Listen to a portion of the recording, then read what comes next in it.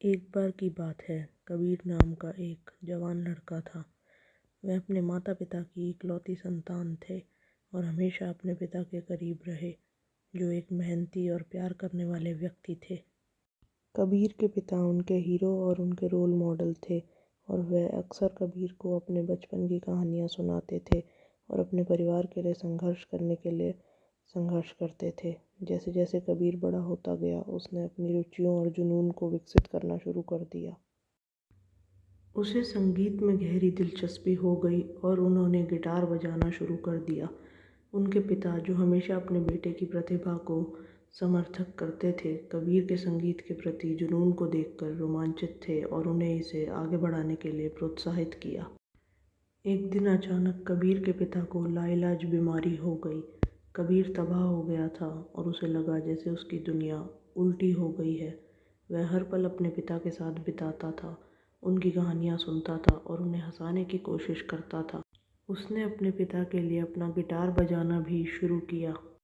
जैसे जैसे उसके पिता का स्वास्थ्य बिगड़ने लगा, कबीर का उनके प्रति प्यार और समर्पण और मजबूत हो गया।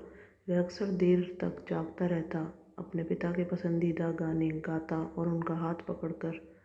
यद्यपि वह जानता कि उसके पिता का समय सीमित है, उसने कभी आशा नहीं छोड़ी।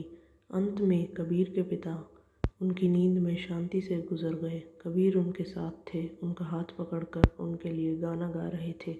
भले ही कबीर को नुकसान और दुख की गहरी भावना महसूस हुई, लेकिन वह जानता था कि उसके पिता चाहते हैं कि वह अपने सपनों का पीछा करता रहे और संगीत बनाता रहे।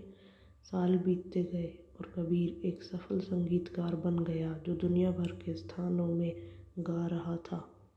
वह जानता था कि उसके पिता हमेशा उसके साथ रहेंगे, उसकी देखभाल करेंगे और जो कुछ भी उसने हासिल किया है उस पर उन्हें गर्व होगा। उस दिन से कबीर हमेशा अपने पिता और उनके द्वारा साझा किए गए बंधन को याद करेगा, यह जानते हुए कि यह हमेशा उसके जीवन में सबसे कीमती और भावनात्मक संबंधों में से एक होगा। अगर यह कहानी आपको पसंद आई हो तो वीडियो को लाइक, शेयर और कमेंट करें और चैनल को सब्सक्राइब करना ना भूलें।